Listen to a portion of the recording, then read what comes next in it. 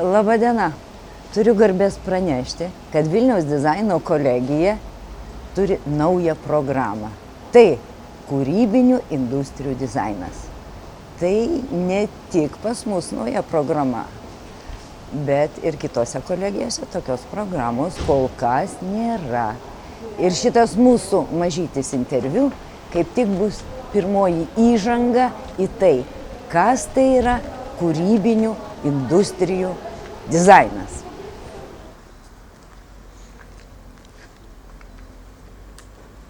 Istoriškai, norint sužinoti, ką reiškia pati sąvoka, labai verta pasižiūrėti į jos kilmę. O dizaino žodis pati sąvoka atsirado Renesanso laikais, naujaisiais laikais, kada atsirado manufaktūros, o taip pat ir dailininkų rengimo institucijos, pirmosios dailės akademijos, kada buvo svarstoma, kogi mokyti visus dailininkus.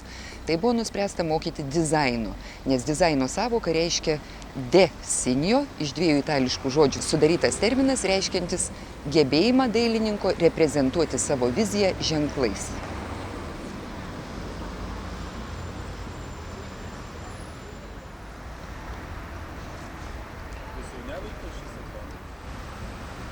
Vizualinės komunikacijos dizainas.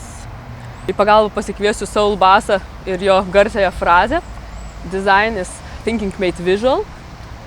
Tai ir yra dizainas, tai ir yra dizaino prigimtis ir esmė vizualinė, vaizdu išreikšti savo idėjas, koncepcijas, sumanymus. Paversti tai matomu, ne tik suvokiamu ir girdimu, bet matomu publikai ir žiūrovams.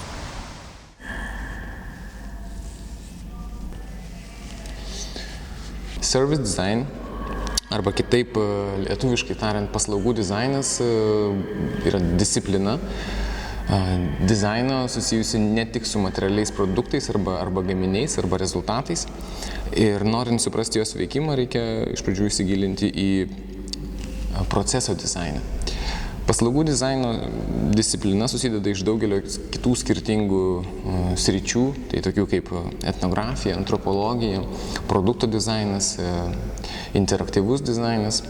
Ir visas jos kartu sukuria holistinį potyrių mechanizmą, kuris ir gali būti vadinamas paslaugų dizainu.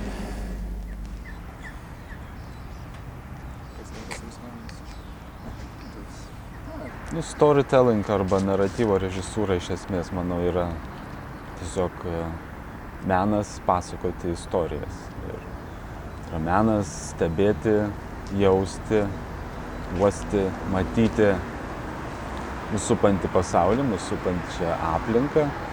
Ir kadangi šiaip mūsų pasaulis supantis nėra istorinis, nėra naratyvinis, nėra kaip pasakojimams, mums vardan tai, kad jį suvokti, kad jį suprasti, reikia pasakoti istorijas ir tai sudėti kažkokį logišką įvykių elementų seką. Ir tai yra režisierius, yra pagrindinis pasakotojas ir matytojas tų elementų, kurie sudaro visą mūsų kasdienybę ir mūsų aplinką. Jo darbas yra rinkti juos, sudėti logišką naratyvą, logišką seką ir tuo būdu pasakoti istoriją. Ir tai yra, gali būti pasakojama žodžiu, galima pasakoti raštu ir galima pasakoti vaizdu. Ir ką mes daugiausiai ir bandysim daryti, tai yra mokytis pasakoti vaizdu. Režisierius, kuris tampa kamera, režisierius, kuris tampa akim, kuris žiūri į pasaulį ir paskui bando, jungdamas tos visus elementus, perteikti tai į ekraną. Mąstomasis piešimas. Mokykloje mus kažkaip visi mokino pagrindę skaičiuot, skaityt, rašyt. Kaip sakant, mokino tos verbalinės kalbos ypatumų ir jos perdavimo būdų. Tuo tarpu kažkaip šiais laikais daugiau yra informacijos, kuri yra vizuali. Ta prasme, mes žiūrim filmus, žiūrim nuotraukas, žiūrim iliustracijas, nežinau, kelio ženklai, visokia vartojimo instrukcijos. Tai kažkaip tai tas mąstomasis piešimas turbūt būtų apie tai, kad išmokt kalbėt ne tik suprast, ne tik skaityti vizualinę kalbą, bet ir pačiam perdot savo idėjas, vizualias idėjas kitam žmogui.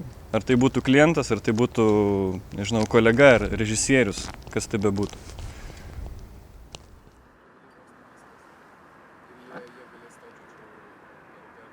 Iškyla klausimas ir buvo tokia konferencija, ar geram darbui reikia reklamos, kuomet yra tokia dviprasmybė, kadangi socialinė reklama ir socialiniai visi projektai dažniausiai būna net lygintini. Bet šiaip iš tiesų, mano galva ir iš mano pačios asmeninės patirties, tai mes padarėm geriausią produktą būtent darydami socialinės reklamas.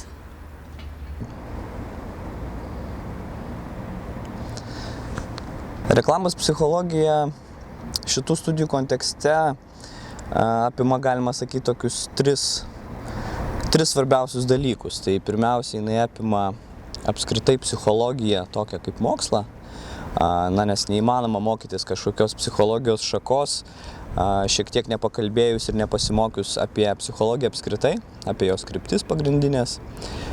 Tai čia galbūt tokia kaip įvadinė dalis šito dalyko.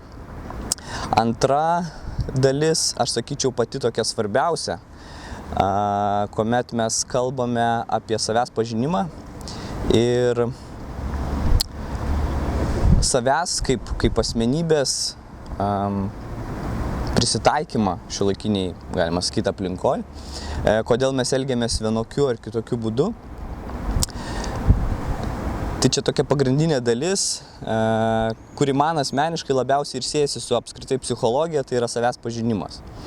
Na ir trečioji dalis, kuomet aš klausiu studentų, ko jie nori išmokti, atėję į psichologijos arba į reklamos psichologijos kursą, tai praktiškai 8 iš 10 studentų visada įvardyja šitą dalyką, tai įvardyja manipuliavimą arba įvardina kažkokį poveikį kitiems žmonėms, kaip jie galėtų juos, nežinau, apgauti ar dar kažkaip juos paveikti.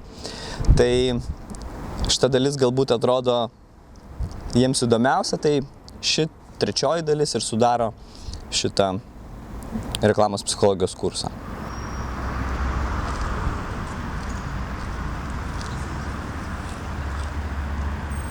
Tai semiotikos apibrėžimų šiaip yra labai daug ir kaip ir pačių semiotikų yra ne viena arba semiotinių mokyklų. Tai kai manęs klausia, kas yra semiotika, man labiausiai patinka atsakyti, jog tai yra mokslas apie prasmę. Ir iš tikrųjų, mokslas apie prasmę arba dar tiksliau ir dar paprasčiau tai yra būdas suprasti pasaulį. Būdas suprasti, kaip yra kuriama reikšmė.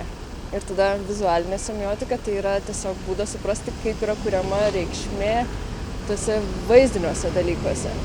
O vaizdiniai dalykai gali būti patys įvairiausi. Tai gali būti plakatai, gali būti kinas, gali būti dailė, gali būti grafika, gali būti galiausiai namo siena, jeigu tu ją apibrėži kaip vizualų objektą. Tai sakyčiau, kad vizualinė semiotika labiausiai yra būdas žiūrėti į pasaulį ir suprasti, ką tu tenais matai.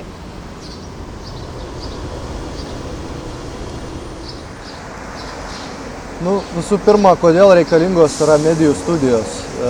Aš manau dėl to, kad mes šiandien kasdien naudojam tas technologijas ir naudoja jas labai skirtingi žmonės, naudoja tikrai labai įvairioje veikloje ir praktiškai kasdien tai vyksta. Bet man atrodo, mes labai dažnai painiojam tokius dalykus kaip tai, kad mes suprantame, kaip tai veikia, bet kita vertus mes ne visada suprantame, kaip tai veikia mus.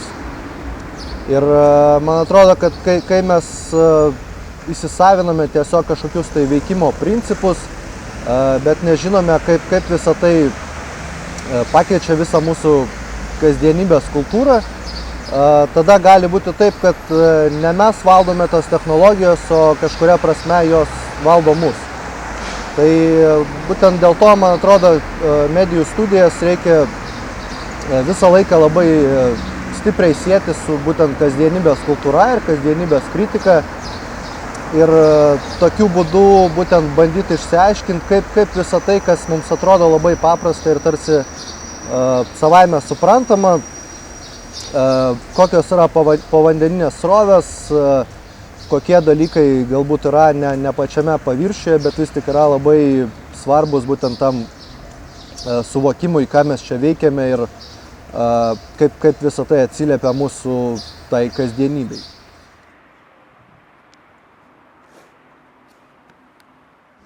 Marketingas yra menas priversti žmonės pakeisti nuomonę, o kas yra kultūrinis marketingas, sužinosime paskaitose. Teisė kaip dalykas visiems turbūt atrodo itin sausas, bet iš kitos pusės intelektualinė teisė, jinai turi šiek tiek sąlytį vis tiek su kūrėju ir su kūryba. Ir tas objektas yra kur kas įdomesnis ir manau kiekvienam nors kažkiek turinčiam kažkokio tai santykių darbinių su kūrėju, ar būtent pačiam kūrinčiam reikia žinoti, kas tai yra intelektinė nuosavybė, būtent kas jos objektai yra, tai kaip kūrinys, kaip jisai, nuo kada, sakykime, tavo kūrinys jau yra intelektinė nuosavybė. Tai būtent šita teisės sritis yra kiek, mano nuomonė, kiek įdomesnė. Ir visa praktika ir jurisprudencija, jinai šiek tiek daugiau yra platesnė savoka, vien dėl to, kad turi nusimanyti tiek, na, sakykime, tiek vizualiniam, tiek vaizduojamajam mene.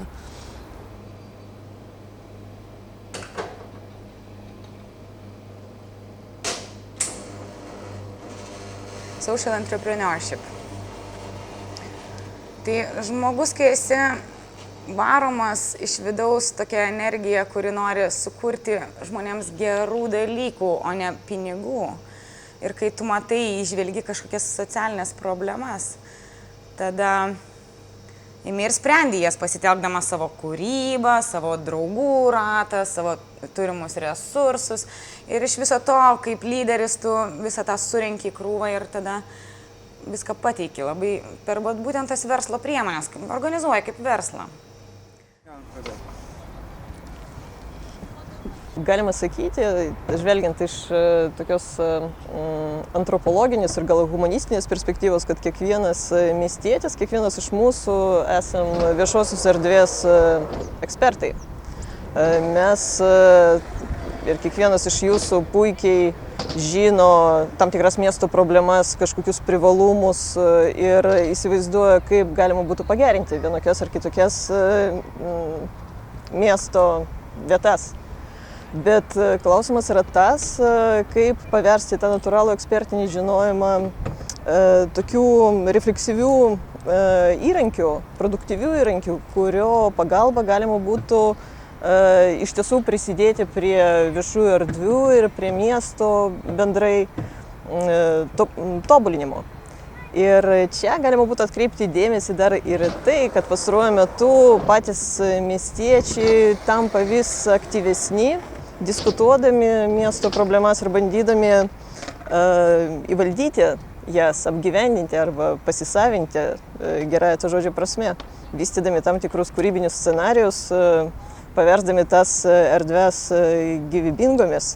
Ir kaip tik čia atsiranda poreikis tokių kritiškai mąstančių žmonių, kurie padėtų viena vertus pradėtų diskutuoti dėl viešųjų erdvių ir dėl miesto problemų su valdžios institucijomis, o kita vertus padėtų miestiečiams arba, pavyzdžiui, siauriau paėmus miegamųjų rajonų gyventojams, kaimynams, pagerinti jų kasdienės gyvenimo sąlygas, prisidėti prie gyvenamųjų rajonų kultūrinimo, pavyzdžiui, arba tokios kūrybingesnės erdvės kūrimo. Ir kaip tik čia, man atrodo, ir atsiranda ta galimybė kūrybinių industrijų studentams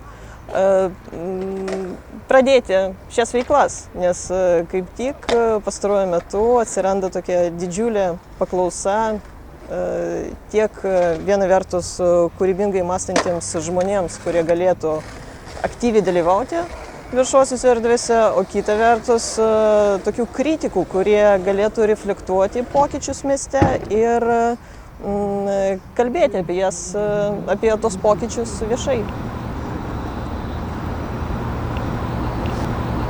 Kūrybinių industrijų dizaino programa savo prigimtimi yra labai plati ir tarp discipliniška.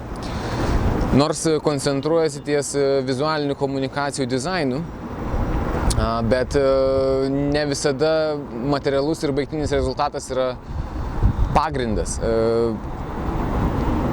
Tiek naratyvo režisūros, tiek mąstomojo piešimo, tiek ženklodaros, tiek paslaugų dizaino ar vizualinių komunikacijų dizaino sritis, jos kažkuria prasme yra tik tai kaip mediumai idėjoms perteikti, bet be viso to nepaprastai svarbu yra kūrybiškumas, kuris ir turėtų būti pagrindu kūrybinių industrijų dizaino specialisto, norint dirbti kūrybininkų, reklamos kūrėjų ar kūrybinių industrijų iniciatorių.